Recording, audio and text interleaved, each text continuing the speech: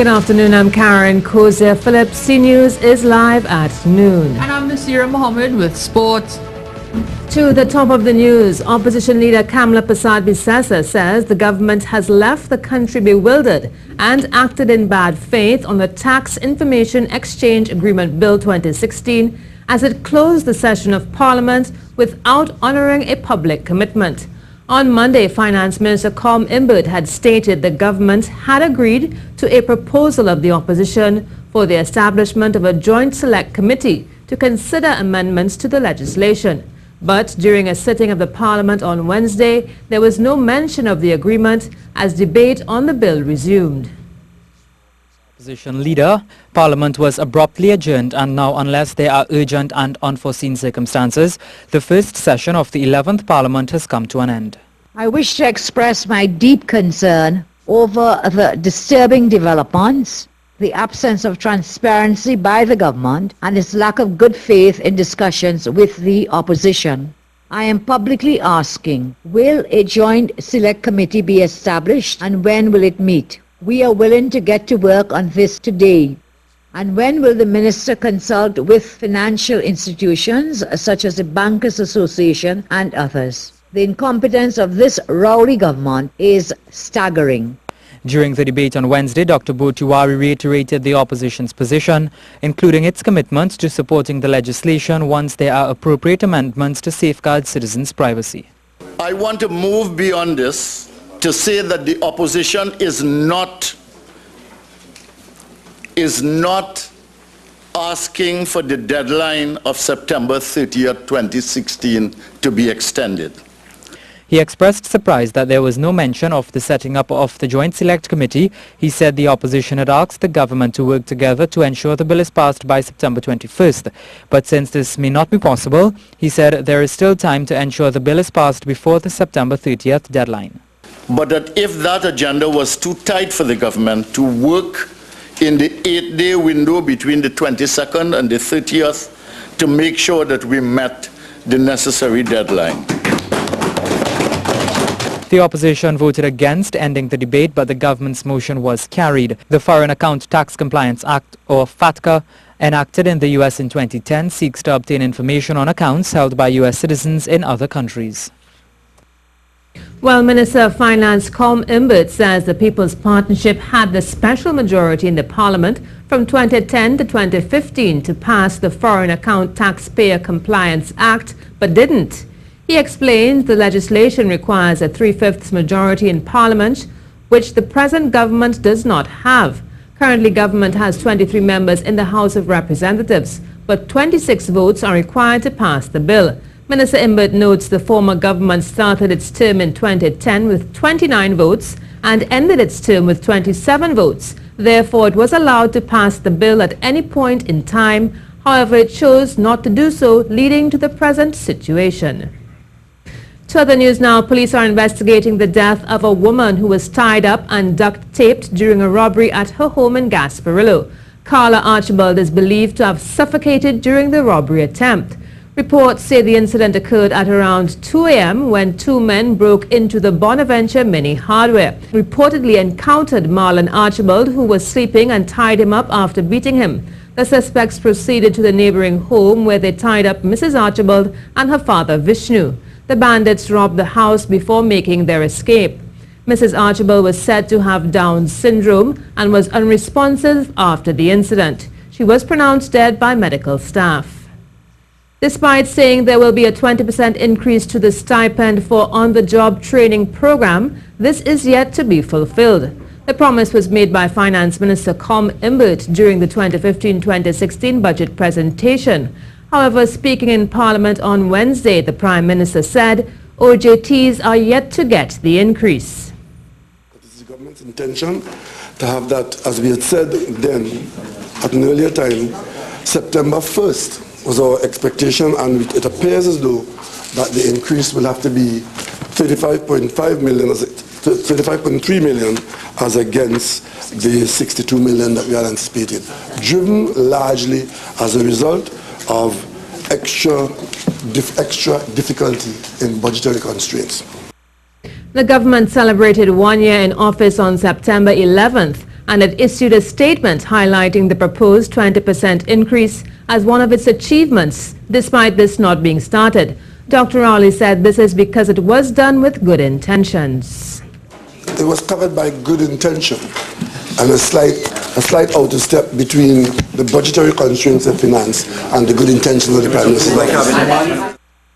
You're watching the CNews Live report at noon. Remember, you can keep up to date with all the latest news on our website at ctvtt.com, or you can check out our Facebook and Twitter pages at CNews Live.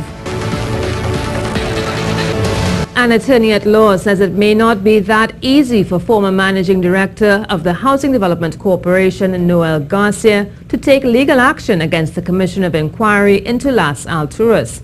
Now, the commissioners admitted to an error in the final report, which was handed to the president on September 7th.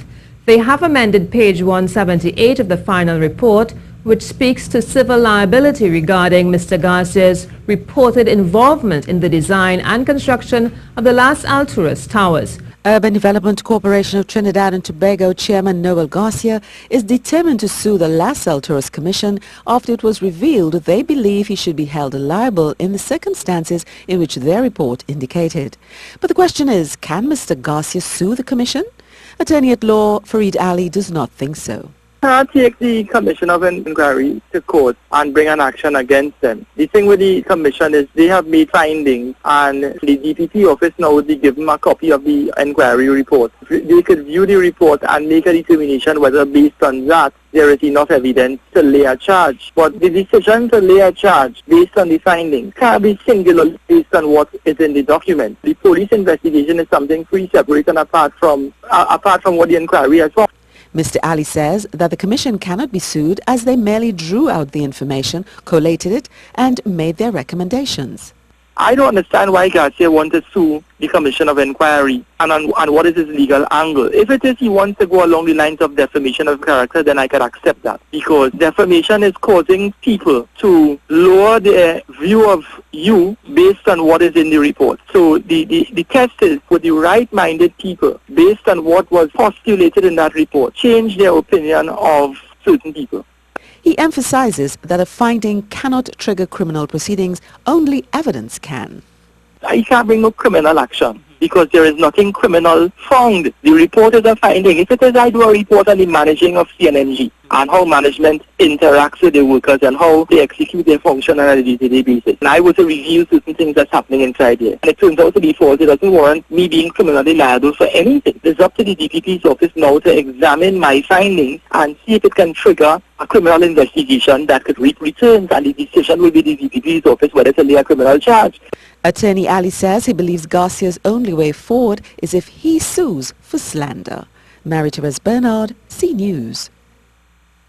And rehabilitation work on the Red House is set to begin on October 1st at a new cost of $295 million. Prime Minister Dr. Keith Rowley said when the People's National Movement took office, a contract was to be awarded at $600 million, but now this has been cut severely. This government did two things. One, we have removed from the project the construction of any brand new companion building for the Parliament, while we acknowledge that the Parliament needs more space than the Red House. And what we have done, we have moved the AG's office out of Cabildo Building, and Cabildo Building is to become the companion building to the Parliament. What that would have done, they're evicted into new buildings at the government campus. However, what that would do, it would prevent the requirement of any construction of a new building for the Parliament. He said procurement for 15 packages of work to be done on the Red House is ongoing. Now we take you to our poll question. On Wednesday, Finance Minister Com Imbert announced that the 2016-2017 budget will be presented on the 30th of September. He didn't give any hints as to what is coming. However, early soundings from the Prime Minister suggest the continued economic downturn, diversification and several cuts across the board are expected. Now, based on this, we asked you on our Facebook page, what are you expecting to come out of the 2016-2017 budget? Here's what some of you had to say. Rizo Zidane said he expects high gas prices, while Shemaine Jokan says VAT will be back at 15%. And Betty Felix expects more pressure to be put on poor people. Now remember, you can share your views with us on several issues throughout the day on our Facebook page at CNews Live. The head of CARFA has issued a stern warning for Caribbean countries over dengue, saying the virus could mutate into a type 3 epidemic next year. Dr. James Hospitalis told the regional security meeting that statistics have shown the mosquito-borne infection has increased in severity over 30 years, and as a result, it's predicted another strain could affect the region as early as 2017 or even 2018. The CARFA chief said this would happen because of the continued personal neglect of the environment by Caribbean nations. Dr. Hospitalis also said the region has been through an abnormal spell when it comes to viral infections, from the chikungunya epidemic in 2014, the Ebola threat, and the Zika virus, which has morphed into another strain this year. Retired fire officers want Prime Minister Dr. Keith Rowley to deal with their issues soon. Today, they delivered a letter to the Prime Minister at his office in St. Clair to request that he puts measures in place to have an amendment to the Fire Service Act for the 2008 to 2010 period during the collective bargaining process. The agreement stated fire officers who held acting appointments for periods of 3 years and more receive pensions based on their acting salaries, but that has not been happening. Their pension is still being calculated based on the lower office. Now this problem is really pertinent to fire service because other like services in the public service is not affected by this. The amendment was already done for other organizations such as the prisons and police and so on. Fire service seems to be the only organization that is being neglected in this respect. Retired fire officer Michael Letren spoke about the inconvenience of not receiving his updated pension. My substantive rank was fire station officer. I acted in the position of assistant divisional fire officer for in excess of 6 years. This matter, I was trying to address this all on my own. I went to the AG office, I went to the Minister of National Security, I even went to the Ombudsman. This, so far, it proved futile. This is why I have no choice but to come out here with Mr. Ramkissoon and the others this morning. A taxi driver was shot during a robbery in the St. Joseph area on Tuesday night. Reports say Fabian Chase of Maracas St. Joseph was driving along the Eastern Main Road when he stopped and picked up 2 men from Curep. However, CNews understands when the vehicle reached the Wassa station along the Maracas Royal Road, one of the men pulled out a firearm and ordered the driver to hand over his valuables. He is said to have resisted and was shot. About 2,000 people have gone to the Diplomatic Center to view the Casabon paintings, and Prime Minister Dr. Keith Rowley expects more to go. Indicated that they will visit between now and the day when the exhibition comes down. And under my patronage, Madam Speaker, I am particularly pleased for this to have taken place under my patronage. The paintings cost about $2 million. It sparked questions regarding relevance and the country's ability to afford it, given the financial constraints that the present administration outlined after taking office. Asked if he was satisfied with the amount spent and the turnout, the Prime Minister had this to say. But those Casabons are pearls, and if 2,000 persons came to see them, I don't see that as any low number. I think it's a higher number than ever. It was a higher number than ever came out to see the national treasures. Clinical psychologist Dr. Diane Douglas says there's an epidemic of domestic violence in Trinidad and Tobago, and more must be done to create safe spaces for both men and women.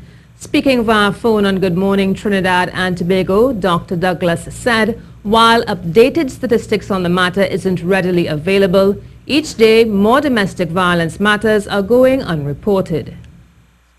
So what you have is a situation where the physical abuse perpetrated by men on women are often very visible because it's often physical, as well as the fact that it can often be lethal, where people are killed, not just women, but also children in the process. And now for a look at the weather forecast. Tranquil, if not hot day for many areas, with long sunny spells bringing the heat across towns in particular.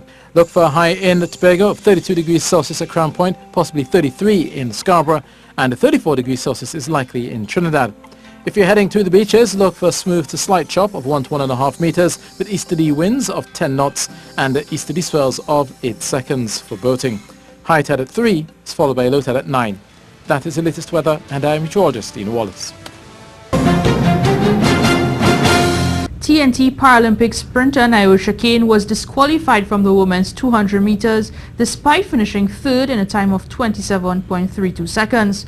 The disqualification came as a result of a lane violation committed by Kane during the race. And meanwhile, the government says they intend to honor Paralympian Akeem Stewart for securing the gold medal at the 2016 Games in Rio. But before this, a reform of the way athletes are celebrated must occur. Prime Minister Dr. Keith Rowley said, at present, the manner in which these decisions are made is unacceptable.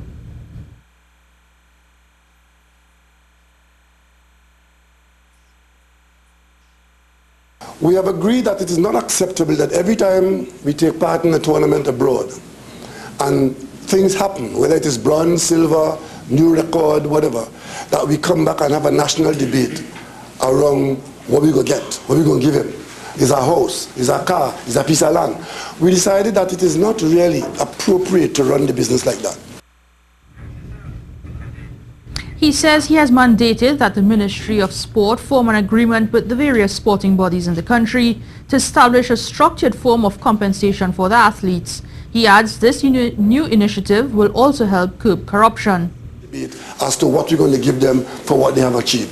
Very soon, we'll be in a position to indicate that. But in the meantime, we're very grateful for the success that has been had, and we all wish the young man well. Meanwhile, down at Fatima College ground, the home team shook off the disappointment of 2 losses to rebound against the Saints. A wonderful run down the right by substitute Keon Williams set up Stefan Macano, who struck in first time to beat the keeper. All ends up 1-0 to Fatima in the 52nd.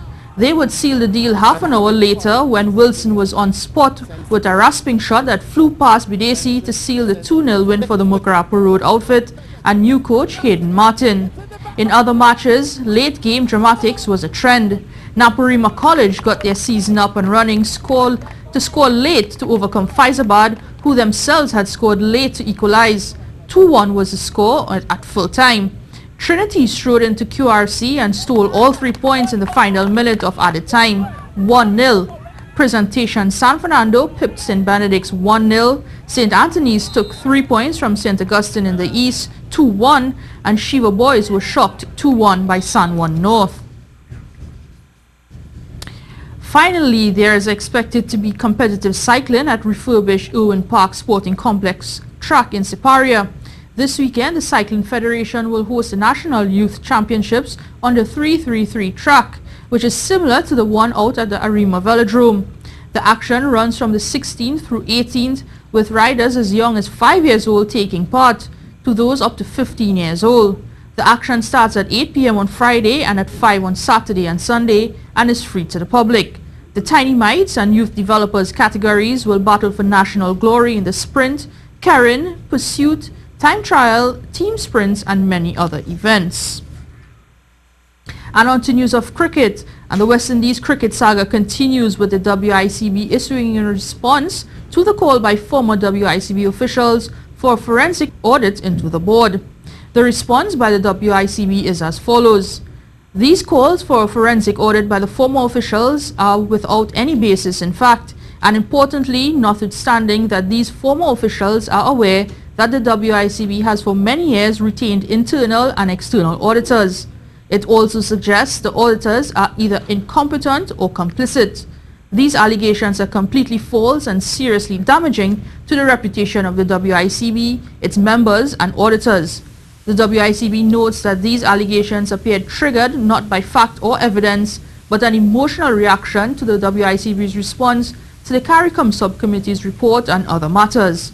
The The WICB has therefore decided that these are serious allegations and has referred the matter to Senior Counsel Anthony Astafan of Dominica for his advice and recommendations. End quote. And that was your sport for today.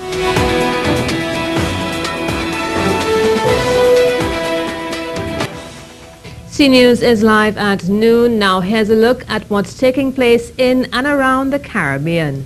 Grenada's performance under the International Monetary Fund's Extended Credit Facility Supported Program remains very strong, with continued progress towards restoring fiscal sustainability.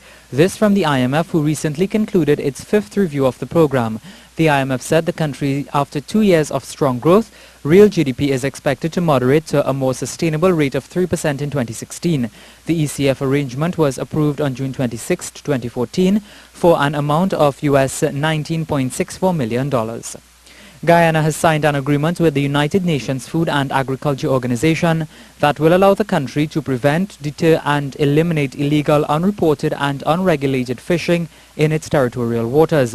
The Port State Measures Agreement includes technical assistance and a monitoring and evaluation process, and the US $500,000 project is expected to be completed within the next 18 months.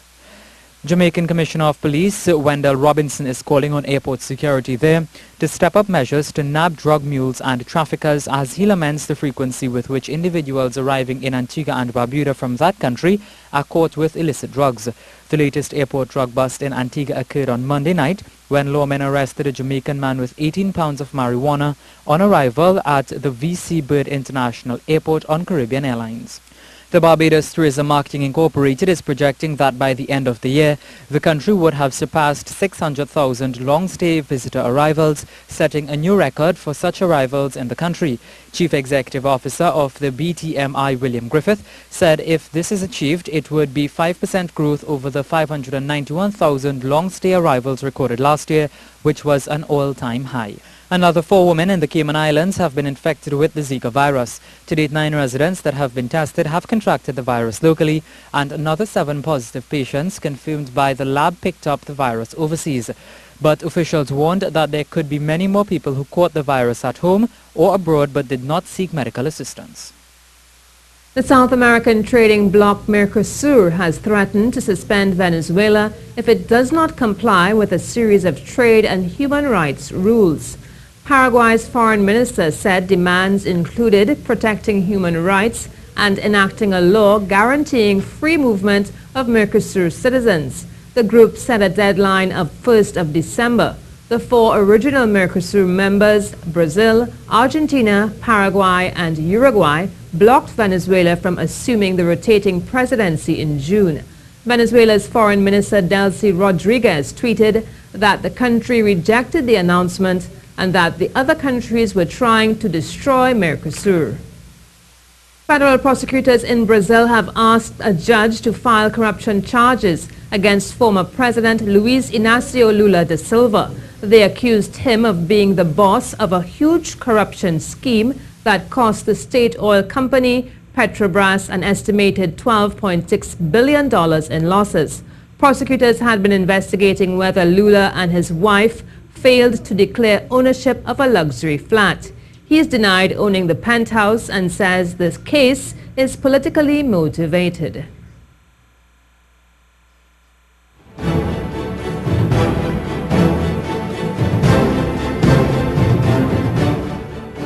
The government has given the go-ahead for a new $18 billion nuclear power station in the UK after imposing significant new safeguards to protect national security. The new plant at Hinkley Point in Somerset is being financed by the French and the Chinese. In exchange, China wants to use its design for new UK nuclear stations. The Chinese welcomed the decision, saying they were not concerned about new rules on future projects. C News, powered by our team of journalists and producers across the Republic and the region, on television, radio and online. C News, your country, our job.